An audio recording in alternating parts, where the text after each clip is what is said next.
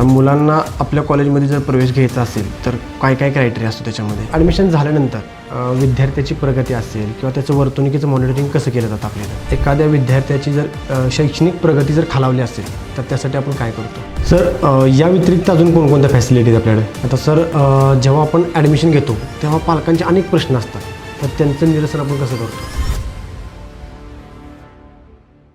समृद्ध जीवन जगायचं असेल तर पुस्तकी ज्ञानाबरोबरच आपल्याकडे वेगवेगळी कौशल्य असणं महत्त्वाचं असतं. यात जर आपण तांत्रिक कौशल्य आत्मसात केलं असेल तर रोजगाराच्या किंवा उद्योजक बनण्याच्या संधी उपलब्ध होतात. नमस्कार, मी प्रेम डायरीमध्ये आपलं स्वागत आहे.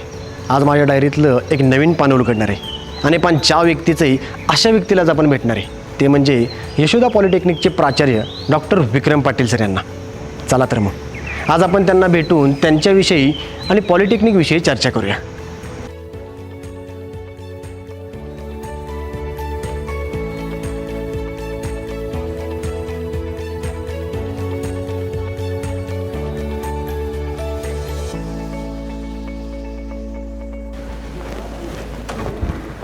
सर आतमध्ये येऊ? हो ये प्रेम, कसा आहेस? मस्त सर, एकदम. काय म्हणते तुझी प्रेम डायरी? आज त्यासाठी चालू आहे सर. छान, खूप छान चालू आहे. काय संकल्पना आहे? सर आता 10वीचा निकाल लागून बरेच दिवस झालं. बरोबर. तर मुलांनी करिअर कसं निवडायचं किंवा ते कसं निवडलं पाहिजे यासाठी आज आपण चर्चा करणार आहोत आणि ते प्रेम डायरीच्या माध्यमातून त्यांना आपण सांगणार आहोत. नक्कीच. तर सर्वात पहिल्यांदा मला असं विचारायचं आहे तुम्हाला की तुमचा आत्तापर्यंतचा शैक्षणिक प्रवास इथपर्यंत कसा होता? बर.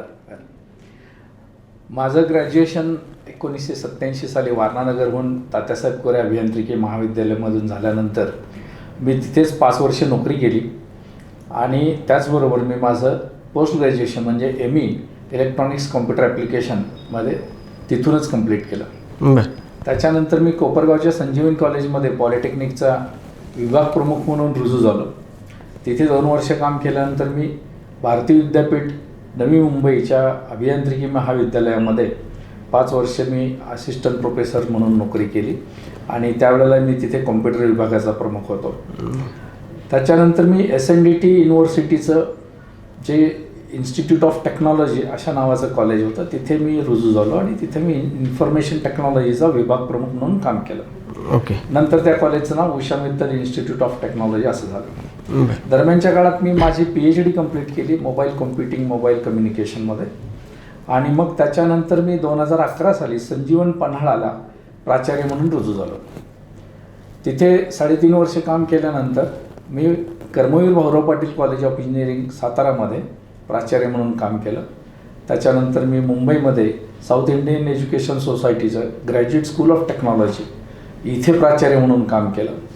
त्याच्यानंतर Annasaheb Dange college of engineering Ashta इथं मी डायरेक्टर म्हणून संचालक म्हणून काम केलं आणि ऑगस्ट 2024 पासून मी या संस्थेमध्ये प्राचार्य इंजिनिअरिंगचं काम करतो आहे आणि मागील 4-5 महिन्यापासून मी इथे प्राचार्य पॉलिटेक्निकचं सुद्धा काम बघतो आहे. सर तुमचा प्रवास खरंच खूप मोठा आहे. 39 वर्षाचा माझा जवळपास अनुभव आहे. हां. तर सर आपल्या वैयक्तिक जीवनात पॉलिटेक्निकलचं महत्त्व काय? पॉलिटेक्निकचं महत्त्व तसं खूपच आहे. असं होतं आहे की इंजिनिअरिंग जे करतात BTech ते वरच्या लेवलला काम करतात आणि सुपरवायझर लेवलला काम करण्यासाठी पॉलिटेक्निकचे लोक लागतात की ज्याच्यामुळं कन्स्ट्रक्शनची सिव्हिल इंजिनियर असेल तर ती कन्स्ट्रक्शनची डे टू डे ॲक्टिव्हिटी असेल, मेकॅनिकल इंजिनियर असेल तर फ्लोर शॉपवर जे मॅन्युफॅक्चरिंग चालू आहे बेल्ट जे रनिंग आहेत त्याची डे टू डे ॲक्टिव्हिटी असेल, अशा वेगळ्या विभागात पॉलिटेक्निकचे लोक हे रूट लेवलला काम करत असतात. खरं म्हटलं तर त्यांचंच महत्त्वाचं काम चालू असतं. ओके. आता पॉलिटेक्निक याचा भविष्यात कशा प्रकारे फायदा होतो? विद्यार्थ्यांना पॉलिटेक्निकचा अभ्यासक्रम केल्यानंतर त्यांना नोकरी करता येते, स्वतःचा व्यवसाय करता येतो, अशा गोष्टी करता येतात किंवा उच्च शिक्षण करता येतं. तर बऱ्याच वेळेला काही विद्यार्थी उच्च शिक्षणासाठी जातात, काही विद्यार्थी स्वतःचा व्यवसाय करतात. शक्यतो सिव्हिल इंजिनिअरिंगचे विद्यार्थी असतील किंवा मेकॅनिकल इंजिनिअरिंगचे विद्यार्थी असतील पॉलिटेक्निकचे ते आपला व्यवसाय चालू करतात. यशोदा पॉलिटेक्निकमध्ये आपल्या कोणकोणते कोर्सेस आहेत?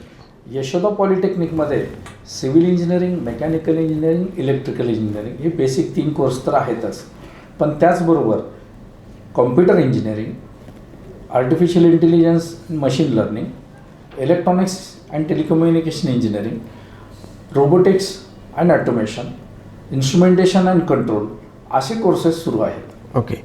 आता मुलांना आपल्या कॉलेजमध्ये जर प्रवेश घ्यायचा असेल तर काय काय क्रायटेरिया असतो त्याच्यामध्ये?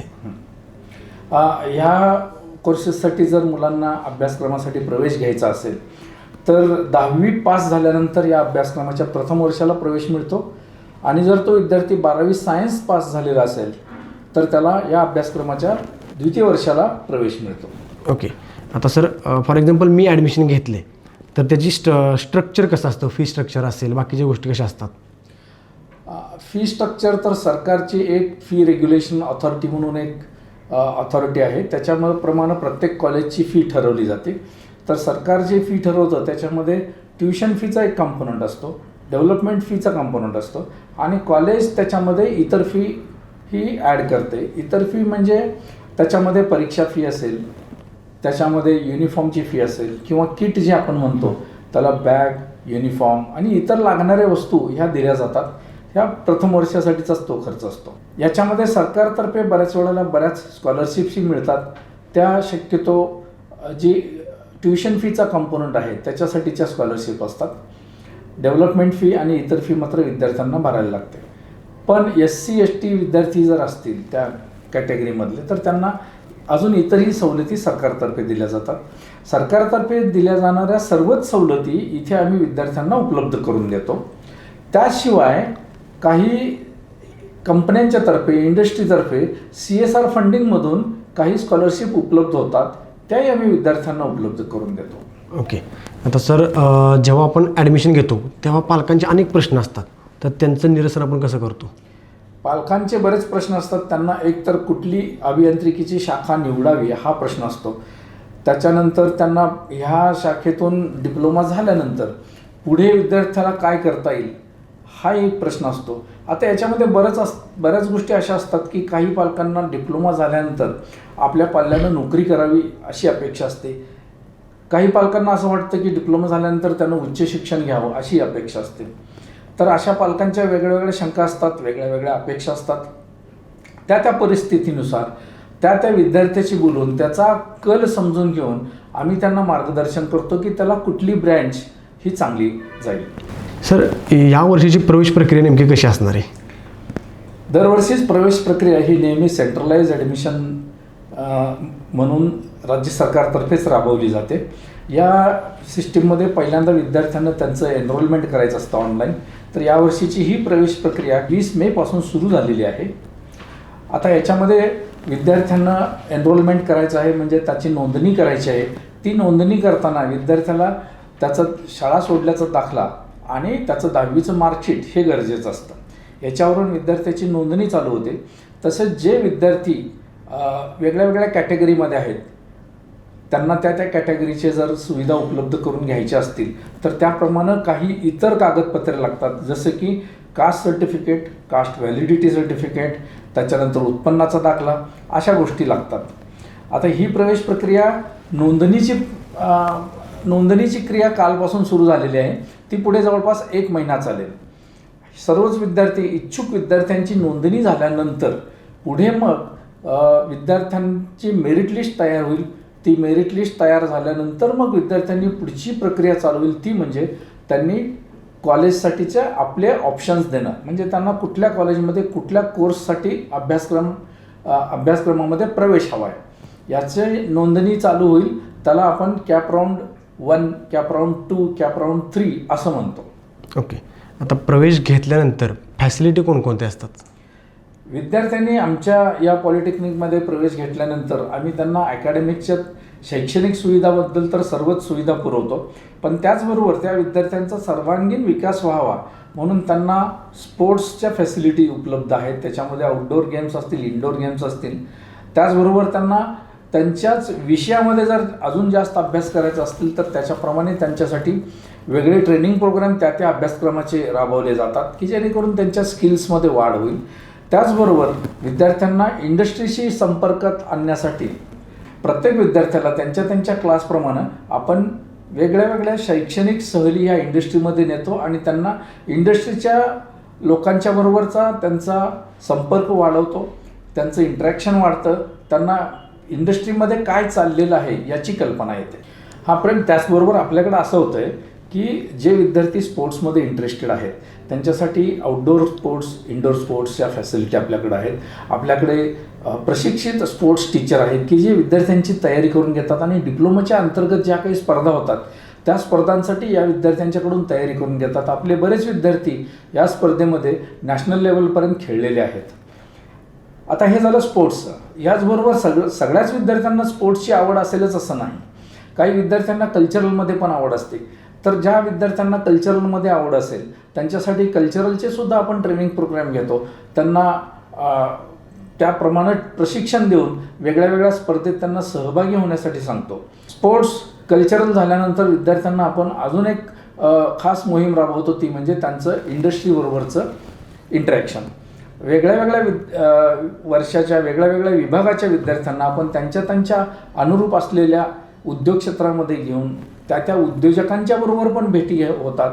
आणि सगळ्यात महत्त्वाचं म्हणजे विद्यार्थ्यांना आपण इंटर्नशिप जी आहे ती 3 महिन्याची इंटर्नशिप, 12-13 आठवड्याची इंटर्नशिप आपण प्रोव्हाइड करून देतो की जेणेकरून इंडस्ट्रीमध्ये सध्या काय सुरू आहे आणि मला काय शिकलं पाहिजे याची जाणीव विद्यार्थ्यांना होते. आणि ह्या गोष्टी करत असताना कॉलेजकडून ह्या सर्व गोष्टी उपलब्ध करून दिल्या जातात. विद्यार्थ्यांना याच्यासाठीचा वेगळा खर्च करावा लागत नाही. सर, या व्यतिरिक्त अजून कोणकोणत्या फॅसिलिटीज आपल्याकडे? या व्यतिरिक्त फॅसिलिटी म्हटलं तर विद्यार्थ्यांची राहायची सोय, मुलींसाठीचं स्वतंत्र हॉस्टेल, मुलांच्यासाठीचं हॉस्टेल की ज्याच्यामध्ये ब्रेकफास्ट, लंच, डिनर ह्या सर्व सुविधा आम्ही देतो. सगळ्यात महत्त्वाचं म्हणजे विद्यार्थ्याचं करिअर. त्याला डिप्लोमा झाल्यानंतर जर नोकरी करायची असेल तर त्याच्यासाठी आमच्याकडे ट्रेनिंग प्लेसमेंट हा विभाग त्यांचे प्लेसमेंट इंटरव्ह्यूज अरेंज करून त्यांना वेगळ्या वेगळ्या कंपनीमध्ये प्लेसमेंट उपलब्ध करून देतात. आणि सगळ्यात महत्त्वाचं म्हणजे हे सगळं होण्यासाठी, चांगलं प्लेसमेंट होण्यासाठी त्यांना चांगलं शिक्षण दिलं गेलं पाहिजे. त्याच्यासाठीच्या आमच्याकडे उत्तम क्लासरूम आहेत की ज्या डिजिटल क्लासरूम आहेत. प्रत्येक क्लासमध्ये डिजिटल बोर्ड आहेत. त्याचबरोबर लॅबोरेटरीही उत्तम आहेत. विद्यार्थ्याच्याकडून जसं टीचिंग लर्निंग चांगलं होतं त्याचबरोबर विद्यार्थ्याच्याकडून चांगल्या प्रकारे प्रॅक्टिकल करून घेतलं जातं. त्याच्यामुळे त्याचे स्किल्स डेव्हलप होतात. तर त्यासाठी लागणाऱ्या लॅबोरेटरी ह्या उत्तम प्रकारे इथं डेव्हलप झालेल्या आहेत. सर, आता आपण ॲडमिशन झाल्यानंतर विद्यार्थ्याची प्रगती असेल किंवा त्याचं वर्तणुकीचं मॉनिटरिंग कसं केलं जातं आपल्या इथं? ॲडमिशन झाल्यानंतर प्रत्येक विद्यार्थ्याला 20 विद्यार्थ्याच्या मागं एक फॅकल्टी मेंबर हा GFM म्हणजे गार्डियन फॅकल्टी मेंटर म्हणून आम्ही अपॉइंट करतो. तो एक फॅकल्टी मेंबर त्या 20 विद्यार्थ्यांचं मॉनिटरिंग करतो. त्याच्यामध्ये त्याचं शैक्षणिक मॉनिटरिंग असतं, बिहेवियरल मॉनिटरिंग असतं, त्याची सर्वांगीण विकास जो आपण म्हणतो त्या विकासाचं पण मॉनिटरिंग त्याच्यामध्ये असतं. मग याच्यामध्ये विद्यार्थ्याची उपस्थिती पालकांना कळवणं, विद्यार्थ्यांना वेळोवेळी समुपदेशन करणं, त्याचबरोबर विद्यार्थ्यांना त्यांच्या आवडत्या गोष्टींची जाणीव करून देऊन त्याच्यामध्ये सहभाग घ्यायला लावणं, ह्या गोष्टी ह्या GFM तर्फे होत राहतात. ओके. आता एखाद्या विद्यार्थ्याची जर शैक्षणिक प्रगती जर खालावली असेल तर त्यासाठी आपण काय करतो? जेव्हा वेगळ्या वेगळ्या आमच्या इंटरनल टेस्ट होतात त्याच्यामध्ये जर असं दिसलं की एखाद्या विद्यार्थ्याची प्रगती होत नाही आहे किंवा त्याला काही अडचण येत आहेत, शैक्षणिक अडचण येत आहेत, तर अशा विद्यार्थ्यांच्यासाठी वेगळे टीचिंग लर्निंग प्रोसेस राबवली जाते. आणि त्यातर्फे त्या विद्यार्थ्याची जो पोर्शन समजलेला नाही त्याला तो परत शिकवून त्याला इतर विद्यार्थ्यांच्या बरोबरीनं आणण्याचं काम हे शिक्षक करत असतात. ओके. आता सर, हा जो एपिसोड आहे ज्यात आता मुलं पाहत असतील किंवा पालक पाहत असतील तर त्यांना तुम्ही काय सांगाल? मी विद्यार्थ्यांना आणि पालकांना हेच सांगू इच्छितो की त्यांनी म्हणजे पालकांनी आपल्या पाल्याला कुठली ब्रँच योग्य होईल त्याचा विचार करावा आणि त्याचा कल पाहून त्या ब्रँचला ॲडमिशन घ्यावं. आमच्या इथं ज्या ब्रँचेस आहेत त्या सर्वच ब्रँचेस उत्तम आहेत. सर्वच ब्रँचला खूप स्कोप आहे. म्हणजे आता बघायचंच झालं तर मेकॅनिकल इंजिनिअरिंग, उद्योग क्षेत्र तर चालणारच आहे, मॅन्युफॅक्चरिंग चालणारच आहे, सिव्हिल इंजिनिअरिंग ही नेहमीची कंटिन्युअस ॲक्टिव्हिटी असणार आहे. लोक घर बांधायचं थांबणार नाहीत किंवा सरकार रस्ते बांधणी थांबवणार नाही. इलेक्ट्रिकल इंजिनिअरिंगची मागणी वाढतच राहणार आहे. त्याच्यामध्ये आता नवीन म्हणजे EVचे व्हेकल जे येत आहेत त्याच्या मागणीत वाढ होते आहे.